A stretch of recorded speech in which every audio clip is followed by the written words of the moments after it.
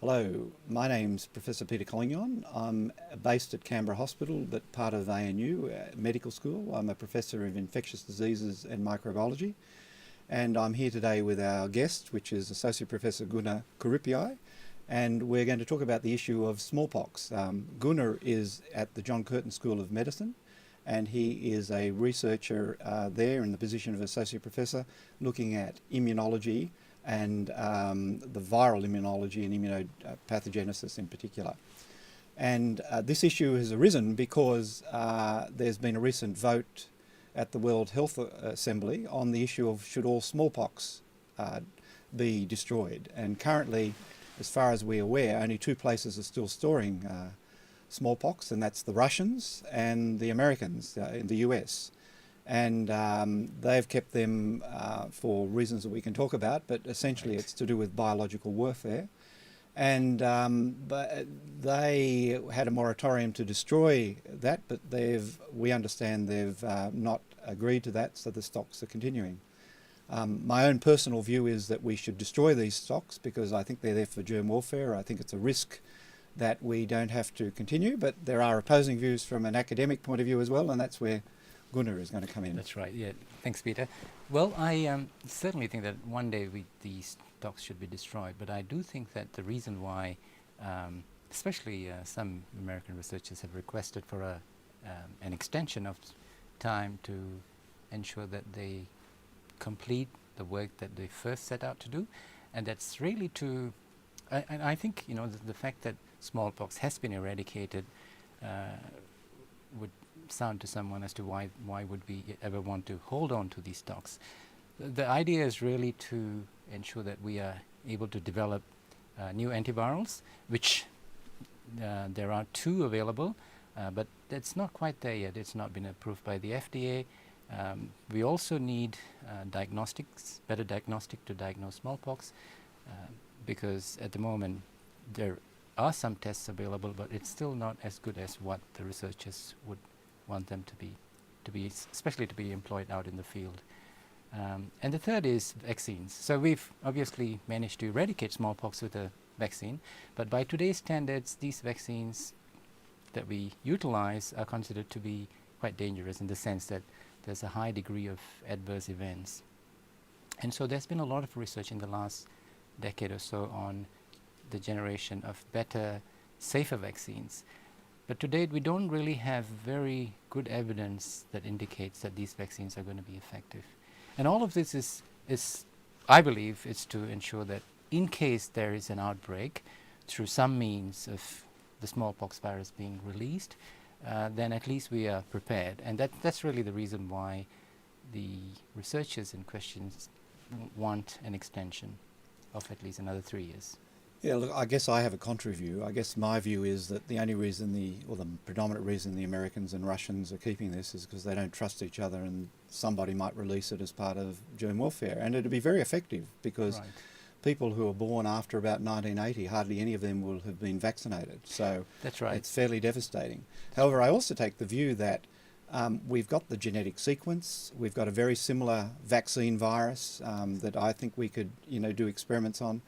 And if and when we actually had an outbreak of smallpox because somebody's using it as germ warfare, I mean, relatively quickly we'd have the virus because it's released out there. I mean, you look at other viruses, the Americans in particular are very good at getting into developing countries and getting hold of it. So I can't actually see the argument for keeping it because if we did need the virus itself to do any work on, we'd probably have it within 5 or 10 days of an outbreak because as soon as we know it, somebody would be there getting it. Now, we're not going to actually do, I would think, development on antivirals or a vaccine on the stocks we've got because the argument is there'll be a new strain that'll be genetically engineered that'll be different. So even if we had this worst case scenario happen because somebody, if you like, did the dirty, so to speak, to the world, I would still think we'd actually have to go from that point rather than really necessarily any advantage in keeping the stocks because what we know, I reckon we should be able to apply already, and any new information would require the new virus, which we won't know until it's actually out there.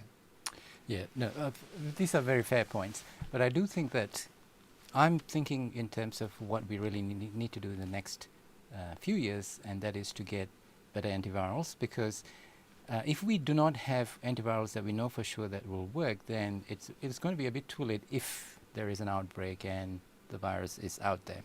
So we do need these viruses, and we do know that both the antivirals that are currently available have been shown to produce drug-resistant strains of virus. So they're not good enough, and that's really the reason why the FDA has not approved it. But it's been used in 2 individuals who were vaccinated and who developed generalized vaccinia because of immunodeficiency. Well, my argument against that is that probably the drug we need most is for the vaccinia virus. So we've already got that. Nobody's going to destroy that. Why don't we make the drugs that work for that? Because that's more of a risk to people than is the thing. And the reality is, if we had a germ warfare where this virus was released, there would not be enough antivirals to treat everybody anyway. The strategy would be the vaccine. The only problem with the vaccine is that it takes a while to work, and it's got side effects in the form of people that are immunosuppressed. But that will be probably the case with any other vaccine that's a live virus anyway, even if a new strain comes out. And our only hope, I think, is if we have an inactivated vaccine that is based on the genetic code. But we've already got the genetic code. So this argument about we can't develop a vaccine, I don't completely hold, because we've got the genetic code. We could use that DNA to make some part of the antigen that people could react to in a way that wouldn't be unsafe. Because at the end of the day, the only people that got this virus are basically government, almost spy agencies or people, and I'm not sure they're really into making vaccines and drugs anyway. So holding on to the virus, where the only people hold it is effectively, the government with an intent to maybe release it or be paranoid, I don't think will achieve the ends that you suspect a 3-year moratorium would, because the reality is we've already had this virus in store since 30 years. If we haven't done it in 30 years, I can't see how we're going to do in 3 years, because this will be an argument for keeping it forever. Right, I agree. And I think the point, one thing I should perhaps quickly say before I forget, is that the drug-resistant viruses are vaccinia, the vaccine itself. So it's not variola. So, your suggestion about generating antivirals against vaccinia, that's precisely the problem. Even vaccinia virus develops resistance against these antivirals. So the question is, how effective are they going to be against variola? And the second point that I wanted to make is that, yes, we've had 30 years to research with variola, and I'm actually fully aware of the work that's going on. And I was actually involved in review of the non-human primate model of variola virus infection in 2010 for the CDC, which and the committee wrote up a report for the Institute of Medicine in the USA. And I know that they've actually fine-tuned non-human primate model to study smallpox, and I think that 3 years would really help them finish off the studies with pathogenesis, vaccine, and antivirals. And that's why I think that 3 years will be great if there's an extension. Well, I guess my own view is if in 3 years it definitely was going to be destroyed, this is to some degree an academic exercise. But the problem is everybody gets the impression that this is never going to happen. And I think it's the motivation. I mean, we've eradicated a disease from humanity. That's right. The only viruses stored are in 2 people, by 2 organisations that one could argue are looking at harm to others by keeping it. Right. So I'm not sure their motivation is necessarily the good of mankind. And the reality is, when this has been stored before, there has been a release of this virus and somebody was killed. Now, you can argue, well, that will never happen again, but I also think if it's kept so tightly in sort of effectively a military security, that is hardly the avenue where you're going to get a lot of research and development done. And I still make the point that the main virus that's a danger to people is in fact perversely the vaccine virus, and that's really what we should actually aim to make better antiviral drugs, because we do get researchers, it's used in researchers at ANU and elsewhere. Right. And if some of them get virus that goes out of control, that's what we need the drug for. And I presume that whatever drug we develop for that, if it was better, would also probably work for smallpox. Right. And resistance is a problem for all bacteria and viruses, it's almost inevitable. So I think we just have to accept that's going to happen to whatever drug we have, and we just have to be in a position to develop new drugs, or better still, vaccines that are less dangerous than the current one we've got by using the genetic code we've already got. Right, sure. Very good points.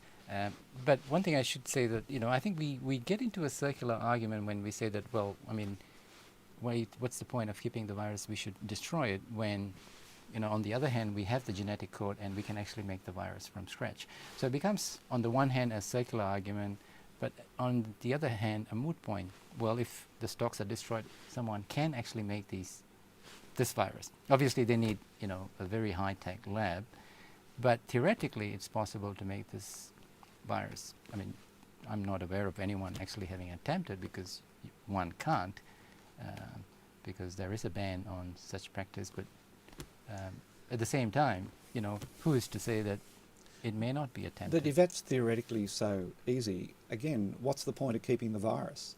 I mean, fundamentally, I believe the only reason for keeping the virus is because somebody wants to use it for germ welfare.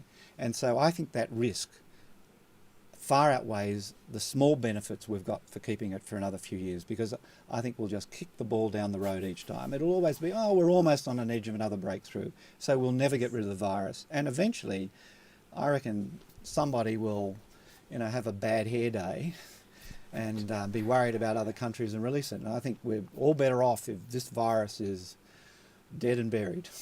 Yes. Well, I guess for all intents and purposes, it is dead and buried. But I do think that we should have at least another 3 years of work, so that I think we are better prepared.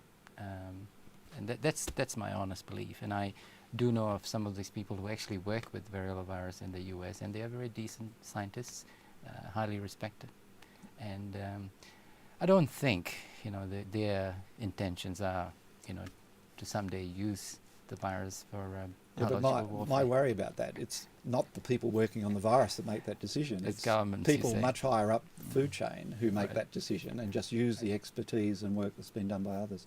I mean, I guess the other thing we haven't mentioned yet is ANU's had a lot to do with smallpox eradication. Oh, absolutely, yes. Frank Fenner yes. was on the WHO, group that was involved in both all the work to get rid of it and That's also right. finally declare that it was eradicated from That's people. right. So Yeah, no, he was indeed the chairman of the commission that declared the smallpox virus eradicated. And in fact, if you read media reports, a lot of the American media tends to report someone else as having been the chair of this commission, but it was really Frank Fenner.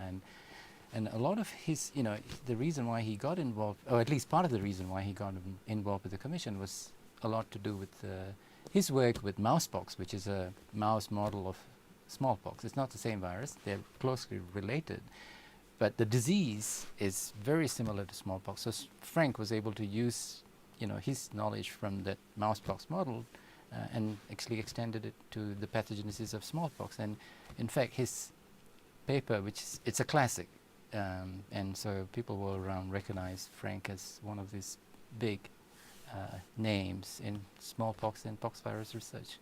So I guess, from my point of view of our debate about smallpox, Yeah. we're both in the same conclusion. We both think it should be destroyed. Yes, Our only difference is you think we should give them another 3 years and I think we should do it now. that's right. Hey, 3 years it's not a very long time. So and if it's going to do some good, then 3 years should be given. I suspect with the way governments move, we'll have about 3 years anyway.